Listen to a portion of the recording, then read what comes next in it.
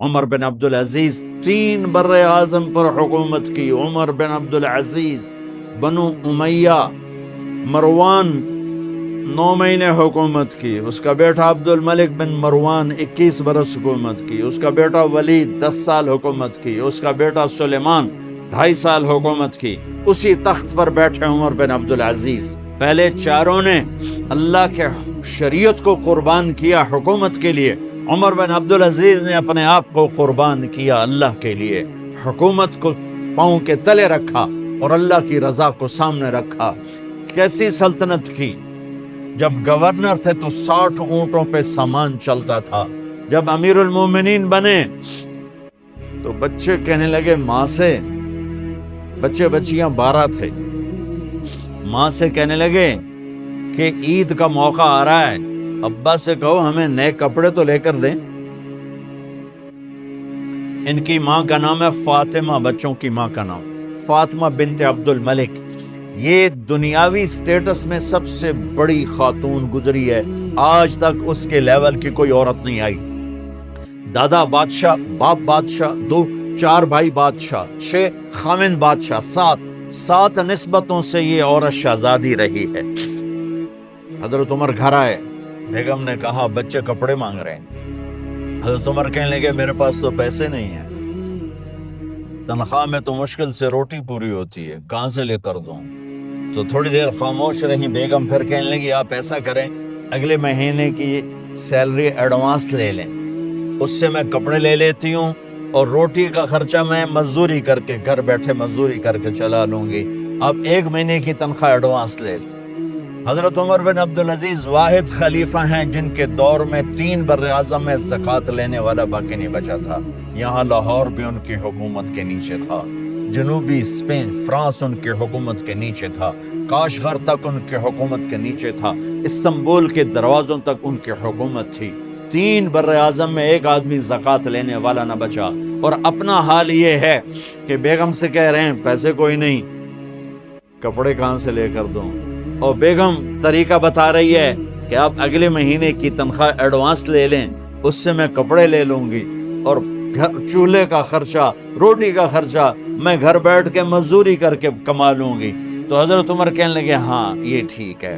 باہر آئے وزیر خزانہ مزاحم، انہیں بلایا کہ بھائی ہمیں اگلے مہینے کی تنخواہ ایڈوانس چاہیے.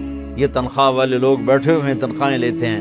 اس نے کاغذ قلم آگے رکھ دیا، کہا حضرت یہاں لکھ کے دے دیں آپ 1 مہینہ زندہ رہیں گے میں تنخواہ دے دیتا ہوں. آپ مجھے لکھ کے دے دیں آپ 1 ماہ زندہ رہیں گے میں آپ کو تنخواہ دے دیتا ہوں. چپ کر کے اٹھے، ایک لفظ نہیں بولے، گھر گئے. حضرت اپنی بیگم فاطمہ سے کہا بیگم بچوں سے کہہ دو کہ باپ کے پاس کپڑے لے کر دینے کی سکت نہیں ہے.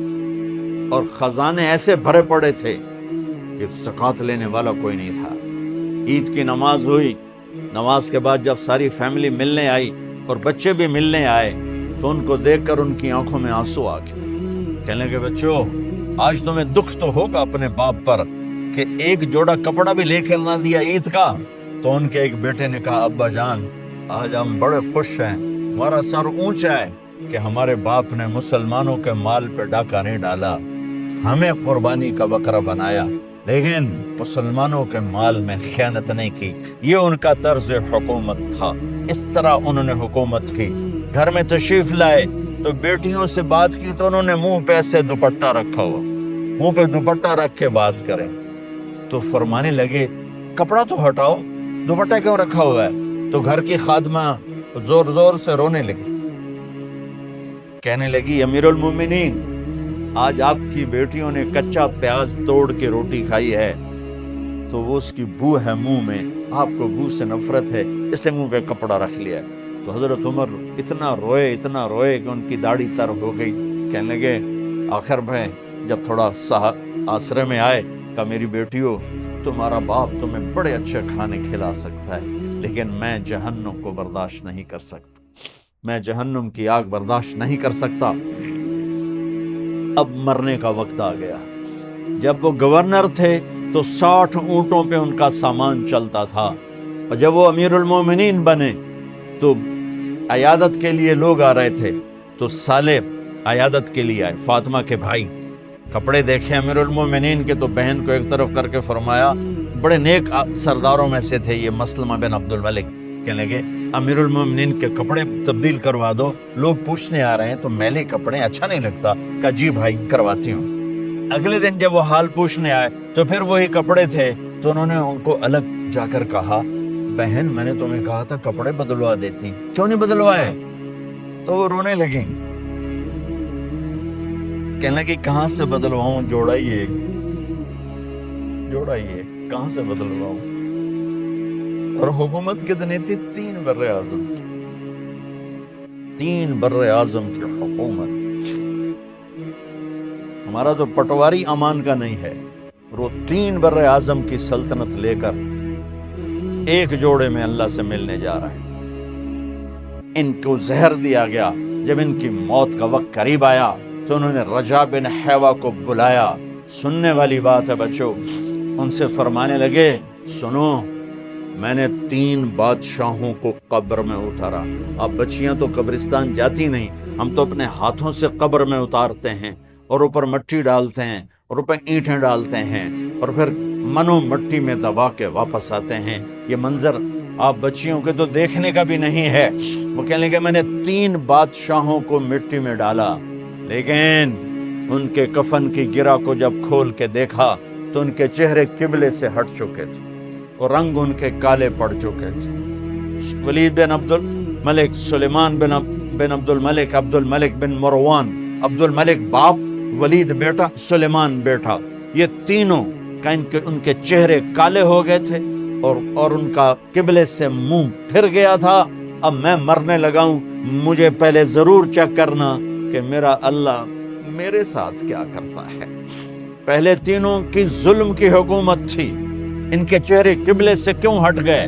آپ کو عجب بات بتاؤں، ولید بن عبد الملک روزانہ تہجد میں کھڑے ہو کے 10 سپارے پڑھتا تھا، 10 سپاروں کی تلاوت تہجد میں کرتا تھا کھڑے ہو کے، اور قبلے سے چہرہ ہٹ گیا۔ سلیمان بن عبد الملک تہجد گزار، چہرہ قبلے سے ہٹ گیا، ظلم کیا، خون کو پانی بنا دیا، حکومت پر شریعت کو قربان کیا، رشتے ناتوں کو قربان کیا۔ اللہ نے قبلے سے چہرے، نمازیں منہ پہ مار دی، روزے منہ پہ مار دیے، حج زکاتیں منہ پہ مار دی، تہجد ان کے منہ پہ مار دی اور ان کے چہروں کو قبلے سے ہٹا دیا اور رنگ کالے کر دیے۔ عمر بن عبدالعزیز نے اسی سلطنت کو عدل سے بھر دیا، جب ان کا انتقال ہوا۔ سلیمان بن عبد الملک کی ڈیڈ باڈی جب قبر کے قریب لائے اتارنے کے لیے تو ایسے ایسے ہلنے لگا، اس کا پورا جسم ہلنے لگا، تو اس کے بیٹوں نے کہا کہ ہمارے ابا زندہ ہیں، تو حضرت عمر نے فرمایا بیٹو زندہ نہیں ہیں، عذاب قبر جلدی شروع ہو گیا ہے، عجل اللہ بالعقوبہ، قبر کی پکڑ پہلے شروع ہو گئی ہے، چھپاؤ اپنے باپ کو جلدی۔ جب عمر بن عبدالعزیز کی ڈیڈ باڈی قبر کے قریب کی گئی اور ان کا بھائی اتارو، بھائی وہ باتیں شروع ہو جاتی ہیں، رومال ڈالو، چادر پکڑو، ادھر سے پکڑو، تو ایک دم ایسے ایک پرچہ ہوا میں اڑتا ہوا سب نے دیکھا، وہ آتے یوں آ کے حضرت عمر کے سینے پر گر گیا، سب دیکھ رہے ہیں۔ جب پرچے کو اٹھا کے دیکھا گیا تو اس پہ ایک سطر پہ لکھا تھا بسم اللہ الرحمن الرحیم، اور دوسری سطر پہ لکھا تھا براءۃ من اللہ لعمر بن عبد العزیز من النار، یہ عمر کے لیے جہنم کی آگ سے نجات کا پروانہ ہے۔ 3 بر اعظم کی سلطنت لے کر وہ جنت کا پروانہ لے کر دنیا سے گئے۔ جب ان کو قبر میں اتارا گیا تو انہوں نے رجا بن حیوہ سے فرمایا تھا 3 بادشاہوں کے